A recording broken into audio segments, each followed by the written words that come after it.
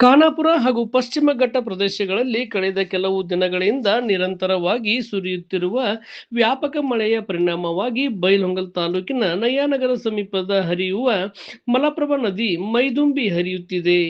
ನದಿಗೆ ಹೆಚ್ಚಿನ ಪ್ರಮಾಣದಲ್ಲಿ ನೀರು ಹರಿದು ಬರುತ್ತಿದ್ದು, ನದಿ ಪಾತ್ರದಲ್ಲಿ ನೀರಿನ ಹರಿವು ದಿನದಿಂದ ದಿನಕ್ಕೆ ಹೆಚ್ಚಾಗುತ್ತಿದೆ.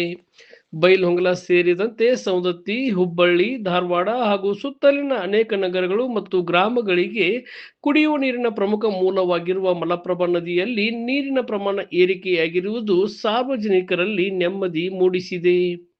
ಈ ವರ್ಷ ಆರಂಭದಲ್ಲಿ ಮಳೆಯ ಕೊರತೆಯಿಂದ ಕುಡಿಯುವ ನೀರಿನ ಸಮಸ್ಯೆ ಎದುರಾಗುವ ಆತಂಕ ವ್ಯಕ್ತವಾಗಿತ್ತು.